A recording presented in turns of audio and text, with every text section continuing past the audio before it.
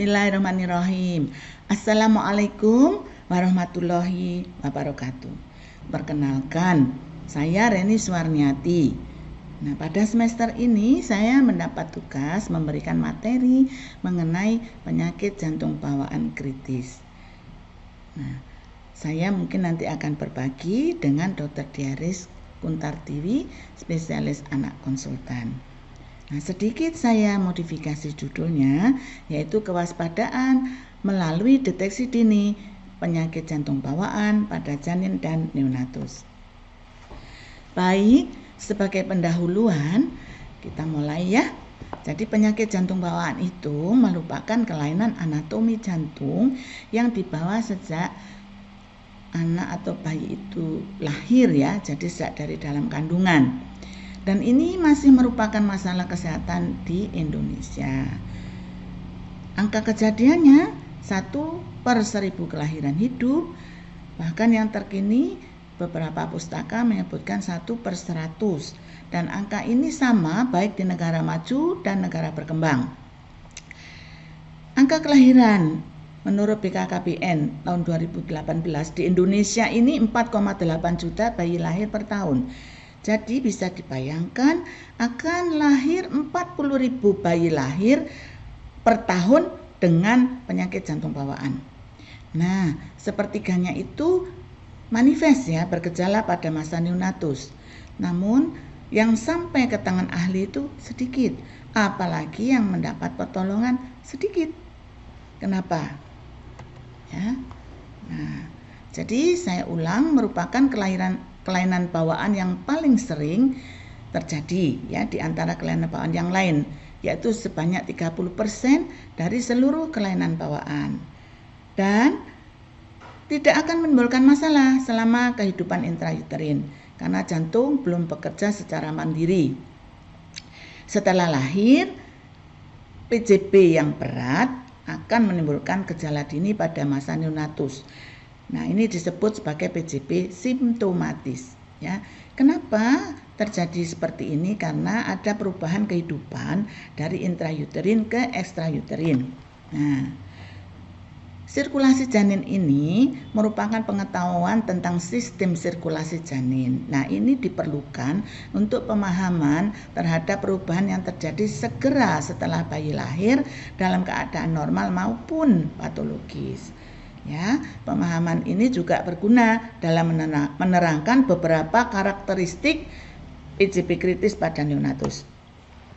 Nah, ini sirkulasi janin ya. Jadi dari plasenta dia akan menuju janin ya, melalui arteri umbilikal dan vena umbilikal. Nah, gini. Jadi pada waktu janin paru itu belum berfungsi dalam pertukaran gas karena fungsinya masih dipegang oleh plasenta.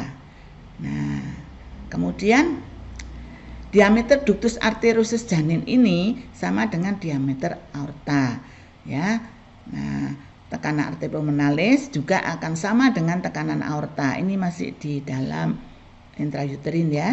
Nah, dari plasenta menuju vena umbilikalis yang kaya O2 dan bahan nutrisi ke tubuh janin via ductus venosus ke inferior vena cava, kemudian ke right atrium. Kemudian darah akan terbagi dua, sebagian melalui foramen ovale ke left atrium, ke left ventricle, ke aorta, dan ke seluruh tubuh janin ya. Nanti dicocokkan dengan gambar panah-panah itu ya. Nah, kemudian kembali ke sistem vena melalui arteri umbilikalis, ke plasenta, ke sirkulasi vena ibu. Sebagian darah dari right atrium ke right ventricle ke arteria pulmonalis. Nah, paru janin belum berkembang dan belum ada sirkulasi, sehingga darah dari arteria pulmonalis itu langsung ke aorta descendens melalui ductus arteriosus dan beredar ke seluruh tubuh janin. Kemudian kembali ke sistem vena melalui arteri umbilikalis ke plasenta. Darah dari right atrium melalui foramen ovale ke left atrium, kemudian left ventricle, kemudian ke aorta ascendens, ke otak, kembali melalui superior vena cava, ke right atrium, right ventricle, ke arteria pulmonalis, ke ductus arteriosus, ke aorta descendens, dan ke ekstremitas inferior kembali ke plasenta ya. Jadi ada 2 jalur. Nah, sekarang terjadi perubahan sirkulasi setelah lahir ya, dan ini namanya periode neonatus ya. Segera bayi lahir terjadi perubahan secara drastis pada sistem sirkulasi karena janin harus menyesuaikan diri dengan kehidupan di luar kandungan.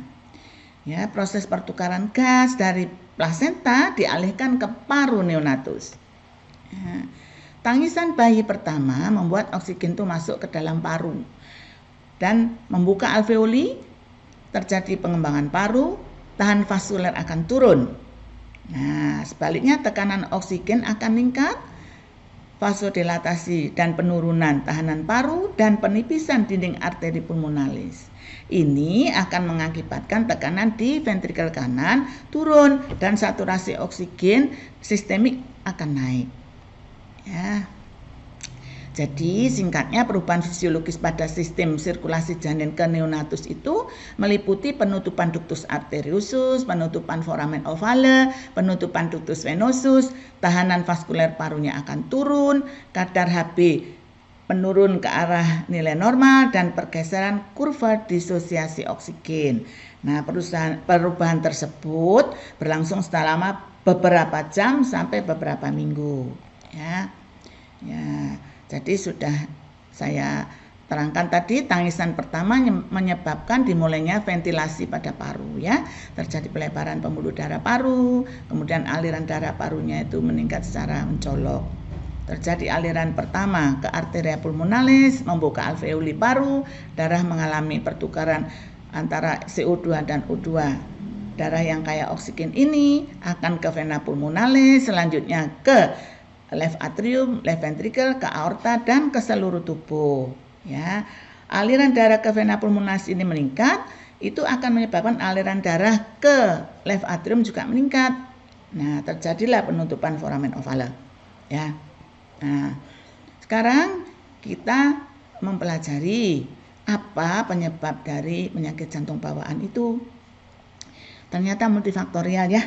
Jadi secara endogen itu genetik. Nah, ini mungkin berupa sindrom-sindrom ya. Nah, genetik ya. Atau ada mutasi ya, gitu. Nah, yang kedua adalah eksogen. Eksogen itu lingkungan apa? Yaitu hal-hal yang berpengaruh pada kehamilan trimester pertama ya. Gangguan pada trimester pertama kehamilan itu bisa riwayat perdarahan, trauma, asupan gizi yang kurang ya, terpapar oleh zat kimia, radiasi, rokok, obat-obatan yang bersifat teratogenik, dan riwayat PJP pada keluarga. Apalagi usia ibu kurang dari 20 tahun atau lebih dari 35 tahun, penyakit ibu antara lain hipertensi, diabetes mellitus, asma, stres, autoimun ya. Kemudian infeksi oleh TORCH ya, TORCH itu toxoplasma, others, rubella, cytomegalovirus, herpes dan sifilis. Kemudian tidak kalah pentingnya juga jumlah dan jarak kelahiran ya, atau riwayat pernah melahirkan dengan kelainan bawaan. Ya, jadi penting di sini adalah anamnesis yang teliti. Ya, nah, ini frekuensi relatif penyakit jantung bawaan. Ya, berdasarkan jenis kelainannya. Nah, bisa dibaca sendiri. Yang pertama itu VSD atau DSV, kemudian defect septum atrium, ya, dan seterusnya. Ya, nah makin lama makin sedikit. Bukan berarti tidak ada, tetapi sedikit. Ya, nah sekarang kita belajar mengenai manifestasi klinis penyakit jantung bawaan pada neonatus. Tadi kan saya sudah bilang dikelompokkan menjadi risiko tinggi artinya simptomatik dan kelompok risiko rendah atau asimptomatik. Ya, simptomatik menimbulkan kekhawatiran pada masa neonatus. Penyebabnya ya kan tadi itu ada beberapa perubahan sirkulasi segera setelah bayi itu lahir, yaitu penutupan ductus arteriosus dan ductus venosus, tahanan vaskuler parunya turun, tahanan sistemiknya naik ya. Penyakit jantung apa saja di sini? Contohnya adalah transposisi arteri besar atau TAB dengan sistem utuh. Bahasa Inggrisnya transposisi of the great arteries ya, TGA. Atau atresia pulmonal dengan septum utuh ya. Nah, yang tidak menimbulkan kegawatan, nah banyak ya. Misalnya VSD yang kecil atau sedang, ductus arteriosus yang kecil atau sedang, ya, ductus defectus atrium DSA kecil atau sedang, ya. Nah, jadi pada bayi baru lahir itu ada yang mengalami cyanosis, gagal jantung atau distress, shock, bising jantung, ya, kelainan di garis tengah tubuh, kelainan bawaan yang lain atau ada sindrom, contohnya sindrom Down, kelainan genetik. Nah, ini harus diwaspadai, ya. Nah, kalau ada bayi baru lahir terus mengalami seperti ini, kita harus waspada, ya. Sekarang cyanosis, ya. Yang pertama kan cyanosis. Jadi ini bagaimana kita membedakan cyanosis sentral dan perifer, ya. Nah, kita lihat gambaran fisiologisnya. Ya, saturasi O2 arteri itu kalau dia sentral itu akan turun, perifer itu normal. Ini masuknya cyanosisnya, ya. Nah, kalau beda saturasi O2 arteri vena itu normal itu sentral, kalau perifer itu besar. Curah jantungnya kalau sentral itu normal atau tinggi, sedangkan kalau perifer itu rendah, ya. Nah, klinisnya bagaimana? Ini mungkin yang gampang, ya, karena kita klinisi, kita lihat intensitasnya. Kalau sentral itu sedang sampai berat cyanosisnya, sedangkan perifer itu ringan. Bagaimana mukosanya? Kalau sentral itu cyanosis, tapi kalau perifer tidak, ya. Akralnya bagaimana? Kalau sentral itu biasanya hangat, kalau perifer itu dingin. Nah, ini kalau kita mempunyai alat, ya, untuk mengukur, ya. Jadi cyanosis sentral itu bisa disebabkan oleh jantung, paru, dan darah. Nah, itu ada kriterianya, ya. Nanti bisa dibaca sendiri, ya. Nah, ini klinisnya. Kadang kita itu yang perlu klinis, ya. Jadi bagaimana kalau menangis? Kalau jantung dia akan bertambah biru, kalau dari paru dia berkurang, tapi kalau dari darah dia akan tetap. Ini cyanosisnya maksudnya. Nah, kalau diberi O2 100%, itu jantung itu biasanya kurang, ya. Tapi ada juga yang enggak kurang, tetap aja, ya. Kalau paru dia hilang, ya, kalau darah dia akan tetap, ya.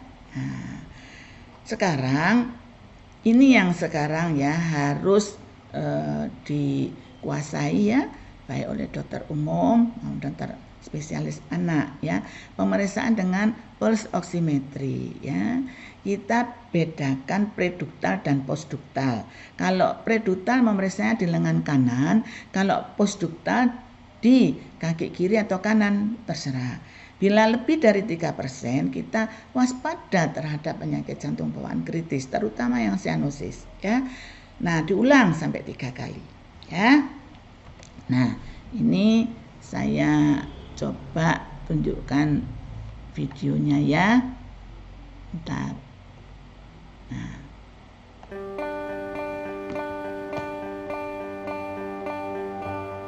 Pulse oximetry is a simple, painless, inexpensive means to help us detect critical congenital heart disease. Screening for critical congenital heart disease using pulse oximetry can improve outcomes and save lives.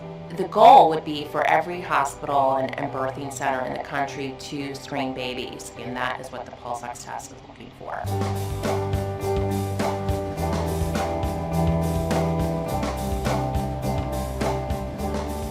Pulse oximetry, called pulse ox for short, is a simple, painless, and non-invasive test that helps identify babies with heart defects known as congenital heart disease, or CHD, the #1 birth defect in children.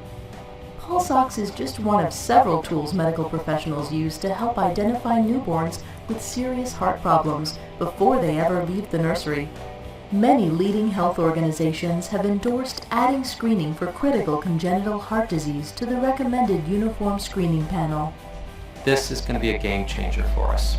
And now we're just going to have a little bit more safety for those babies when they're born, so that we find them and get them to early treatment, and that will improve the lives of many babies.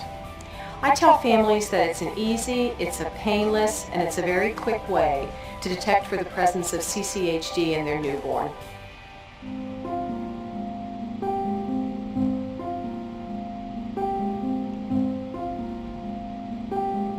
My daughter, Veronica, died suddenly and unexpectedly when she was 7 weeks old of an undiagnosed congenital heart defect that could have been picked up had she received screening when she was born. She appeared perfectly healthy. I had all the prenatal tests, including a 20-week ultrasound. Everything was normal, so we were under the impression that she was a perfectly healthy baby with a perfect heart. She died suddenly. They found that she had this heart defect that could have been fixed surgically had we known about it. So when I learned about pulse oximetry screening, that this could have been done, it really made me angry that she had not been screened. I hope that one day all babies are tested before they leave the hospital so that no baby dies from a treatable condition the way my daughter did.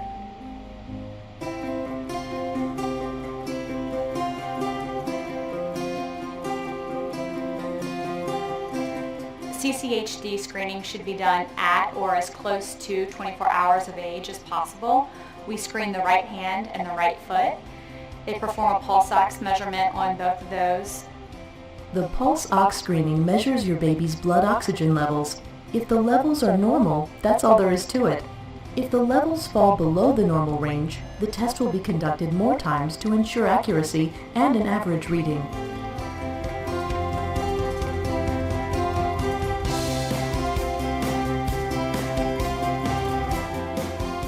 If the pulse oxygen levels recorded are lower than normal, your baby will be rescreened, because sometimes babies take time to adjust to breathing outside the womb. If a screen does not give the results that we are looking for, we do multiple screens. If at the end of those multiple screens the results are still not what we want, we are in touch with the baby's pediatrician and they determine what the next course of action is. The goal is to be sure to catch any concerns for your baby's health before he or she leaves the hospital. Of course, no screening can catch all heart defects or other issues. If you notice that your baby has any of the following signs or symptoms of CHD, be sure to consult your pediatrician immediately.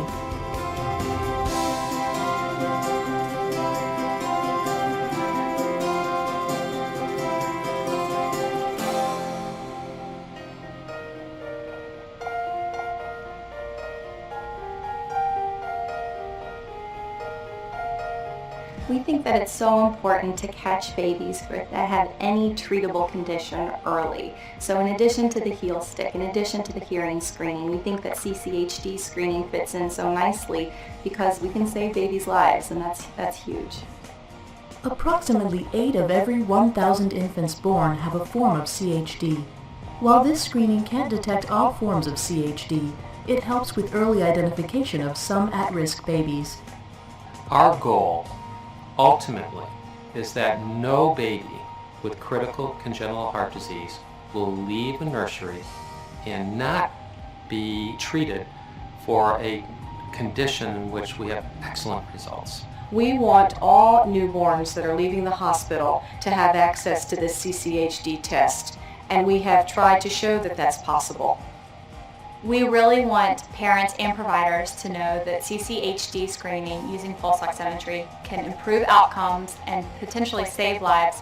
This is just another test in the panel that is for the benefit of your baby to give your baby the best chance at living a long, healthy life. To learn more about CCHD screening using the pulse ox test, ask your health team. You can also go to www.babiesfirsttest.org.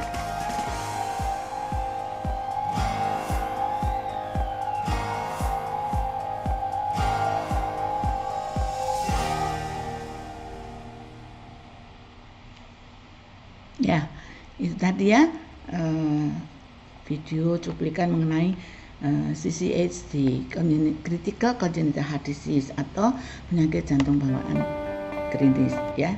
Sebentar. Nah, ini beberapa jurnalnya ya, saya hanya kutip satu saja, kemudian nanti bisa dicari sendiri. Nah, ini flowchart ya. Jadi pathway ya Kalau kita curiga suatu congenital heart disease ya, pertama berdasarkan CDC ini ya, nanti bisa dibaca sendiri ya. Nah, kalian kan sudah mahasiswa ya, jadi ini bagaimana caranya supaya kita bisa mendiagnosis atau screening ke arah penyakit jantung bawaan kritis ya. Ini menurut CDC. Nah, dibaca itu nanti urut-urutannya ya. Jadi ada yang failed, ada yang yang pas ya. Kalau failed itu berarti nanti ada kelainan jantung bawaan ya. Nah, ini juga sama, tapi ini dari AAP ya. Kemudian ini juga sama, ini dari Canadian Pediatric Society. Jadi intinya sama, tinggal kita mau pakai yang mana. Ya. Nah, ini gambarannya ya, contohnya sianosis sentral ya. Jadi mukosanya juga ikut biru ya, blue baby. Nah, sekarang tadi kan sudah pada baru lahir sianosis. Kemudian apa? Gagal jantung atau distress ya. Nah, ini tadi sianosis kan. Kemudian jangan lupa penyebabnya tadi ada 3, jantung, paru, kelainan darah. Dan sianosis ini juga ditentukan oleh kadar hemoglobin, kemudian jumlah darah yang dioksigenasi ke paru, pemakaian oksigen jaringan, dan volume darah yang ada dalam sirkulasi sistemik. Ya, PCP yang sering tadi sudah saya singgung, ya, TAB dengan septum utuh, atresia pulmonal, atresia trikospid, stenosis pulmonal berat, tetralogi falo yang berat. Lihat, ini semua kelainan ada di jantung sebelah kanan, ya. Nah, itu cluenya, ya. Nah, ini kritis, ya. Tadi itu kalau kita CCHD, kalau mereka kan ngomongnya CCHD, ya, menimbulkan masalah pada masa neonatus. Ya, ini contohnya. Itu yang kiri normal, yang kanan itu transposisi of the great arteries, ya. Lihat bahwa aorta itu keluar dari ventrikel kanan, arteri pulmonalisnya keluar dari ventrikel kiri. Jadi darahnya kalau yang bersih ya tetap bersih terus ya. Nah, dari paru balik lagi sini aortanya ya, arteri pulmonalisnya balik lagi ya, kemudian terus begitu. Sedangkan yang di sini aorta sistemik, nah dipakai kotor ya, masuk balik lagi ke sini, loh balik lagi, sehingga itu harus ada PDA ini ya, sebagai mixing ya, percampuran. Ini sama ya, cuman gambarnya aja yang beda ya. Nah, ini juga sama, PGA, yang kiri itu normal ya. Nah, ini atresia pulmonal ya, septumnya utuh, jadi nggak ada, cuman ada foramen ovale atau ASD yang kecil ya. Kemudian ini atresia. Nah, jadi darah nggak bisa lewat, tentu dia lewat ke sini. Nah, ya, ke sini, aorta, terus harus ada PDA, ya, yang mengalirkan darah itu ke arteri pulmonalis untuk dioksigenasi, ya, kanan kiri. Oke, nah, ini pulmonal stenosis, tapi yang berat, ya, kalau yang ringan sih ini ya, tidak ada masalah. Ini yang berat ya. Nah, ini severe pulmonary stenosis, jadi pasti butuh PDA ya. Nah, ini ya, trikospid atresia ini tidak ada ya. Terus harus ada ASD ini melewat ke sini ya, ke aorta, kemudian nah butuh PDA. Jadi ini sirkulasi pulmonal bergantung pada adanya duktus. Ya, jadi sirkulasi pulmonalnya bergantung pada potensi duktus untuk tetap terbuka ya. Nah, nih ya. Nah, jadi ini harus ada PDA ya, karena ini trikospidnya buntu ya. ASD kemudian dialirkan ke sini ya, ke aorta. Nah, ini ada PDA ya, gitu. Ya. Ini tetralogi falo. Tetralogi falo itu ini yang normal, ini tetralogi falo ya. Harus ada pulmonal stenosis ya. Ini pulmonal stenosis. Kemudian ada overriding aorta. Aortanya ini berada di antara ventrikel kanan dan ventrikel kiri. Kemudian ada overriding aorta. Oh ya, sudah ya, pulmonal stenosis. Ada VSD, ya, ini VSD, ya. Kemudian ada hipertrofi ventrikel kanan. Nah, sekarang tadi kan sudah, pertama adalah cyanosis, yang sekarang adalah distress respirasi atau gagal jantung. Tandanya ini ya, dyspnea, tachypnea, sulit minum, cyanosis mungkin ada atau tidak ada, hepatomegali karena dia gagal jantung. Nah, penyakit jantung bawaan yang sering menyebabkan ini adalah ini ya, VSD besar, ASD besar, VSD komplit, jadi ada ASD juga ada VSD, ya, adanya trunkus, ya. Jadi antara aorta pulmonalis dan aorta itu cuma satu bonggol gitu aja ya. Ada double outlet dan ventricle, ada single ventricle ya. Ini terjadi pada minggu ketiga dan keempat.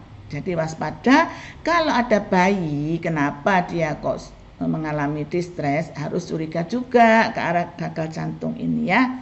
Nah, ini jadi ini VSD ya. VSD itu ada beberapa lokasi ya anatominya.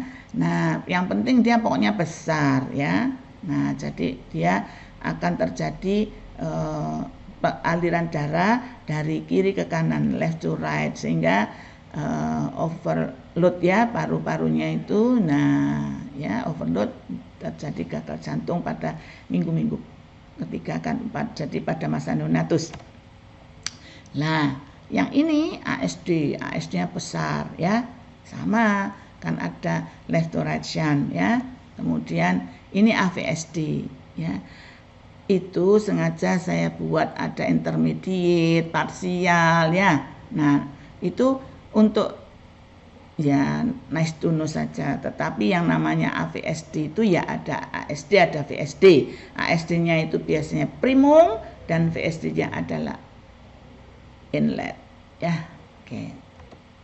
Nah, ini trunkus yang saya bilang tadi ya. Jadi antara arteria pulmonalis dan aorta itu tidak terpisah, jadi cuma satu bonggol begitu ya. Nah, pembuluh darah besar ini VSD-nya. Jadi tentu ini ya cepat sekali gagal jantung ya. Nah, kemudian nah ini namanya double outlet right ventricle ya. Jadi ini kurang ventricle. Jadi ini baik aorta maupun arteri pulmonalis itu sama-sama keluar dari ventricle kanan ya. Jadi ya cepat gagal jantung. Nah, yang ketiga itu adalah sindrom shock. Ya. Nah, shock ini juga sering disebabkan oleh karena sepsis ya, yang sering itu memang. Namun jangan lupa dapat disebabkan juga oleh PJP tahap terminal karena hemodinamiknya memburuk ya. Bayi tampak sakit berat, pucat, gasping, nadinya kecil, hepatomegali, oliguri atau anuria, tanda-tanda shock ya. Nah, PJP yang paling sering menimbulkan gejala ini, lihat itu ya, semua ada di jantung kiri. Sindrom hipoplastik jantung kiri, koartasio aorta, stenosis aorta berat ya. Semua ada di jantung kiri ya. Ini jantung normal. Yang ini adalah hypoplastic left heart syndrome atau hipoplastik sindrom hipoplastik jantung kiri.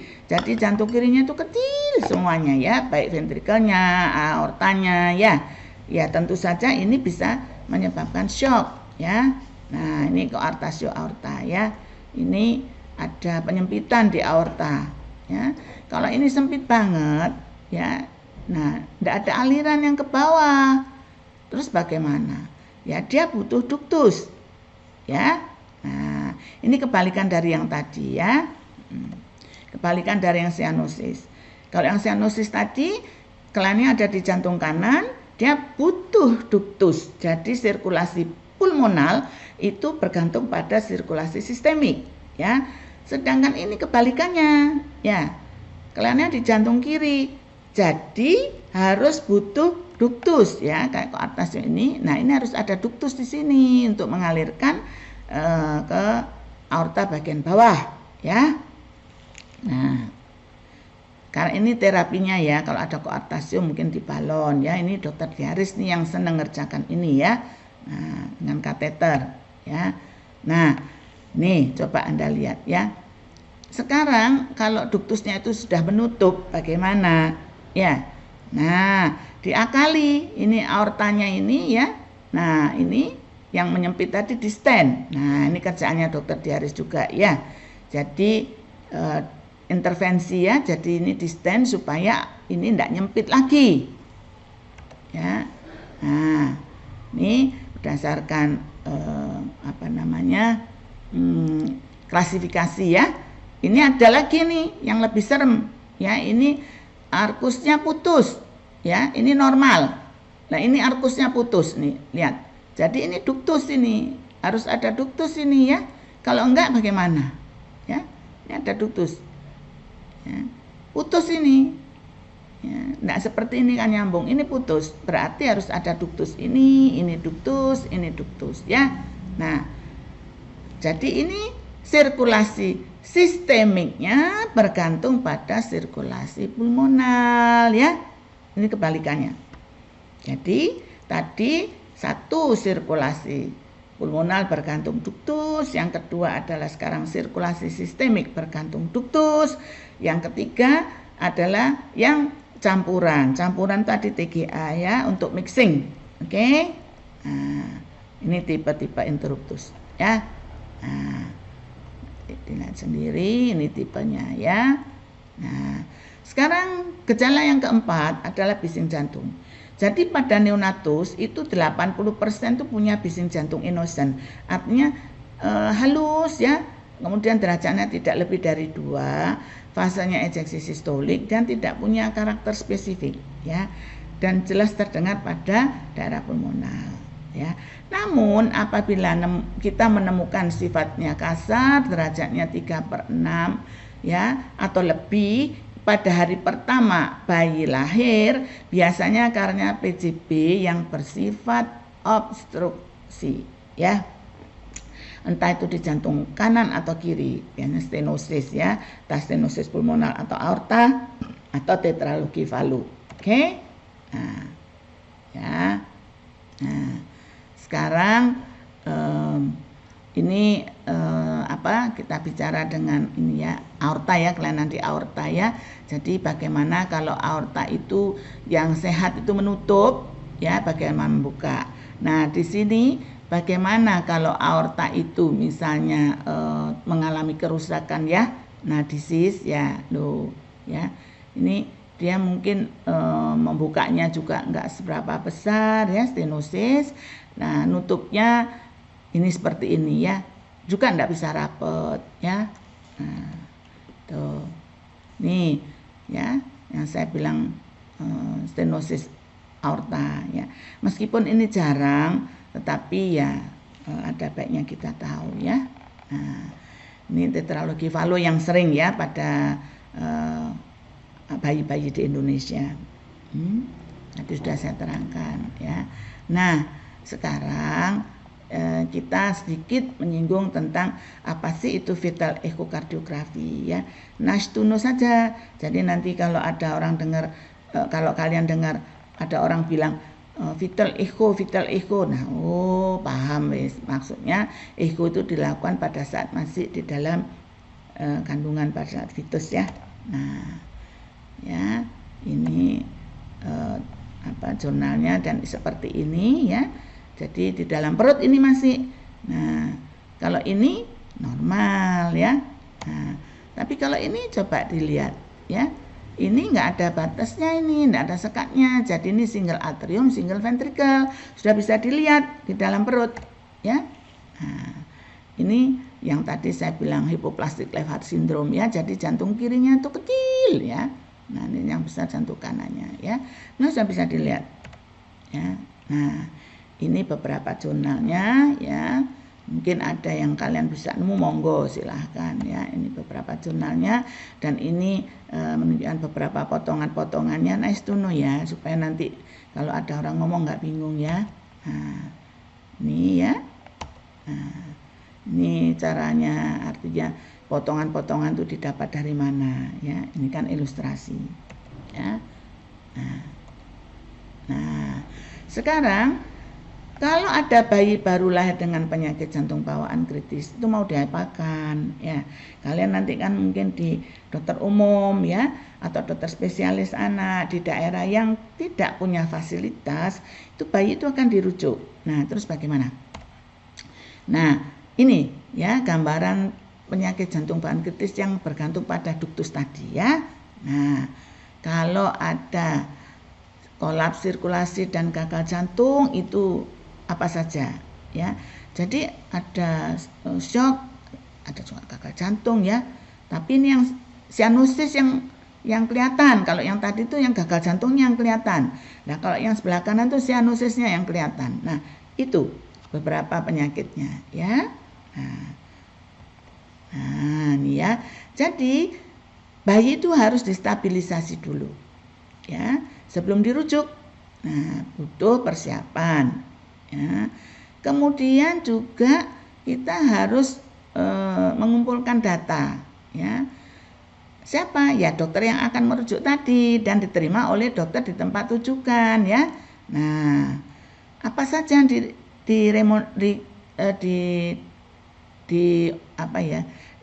disampaikan apa? Ya, riwayat penyakit, kondisinya saat ini, penilaian tanda vital ya, potensi jalan napas, laju napasnya, nadinya, tekanannya, perfusinya jangan shock dikirim, itu enggak boleh ya. Kemudian penilaian neurologi secara singkat, pemeriksaan lab kalau ada ya. Syukur bagi, alhamdulillah kalau ada analisa gas darah ya. Radiologi mungkin ada untuk foto torak ya, itu lebih bagus ya. Dan kemudian terapi yang telah diberikan apa ya. Nah, sebetulnya untuk kelainan jantung bawaan yang bergantung pada duktus itu memerlukan prostaglandin E1 ya. Ini apa fungsinya? Untuk membuka kembali duktus yang sudah nutup ya, dan mempertahankan untuk tetap terbuka.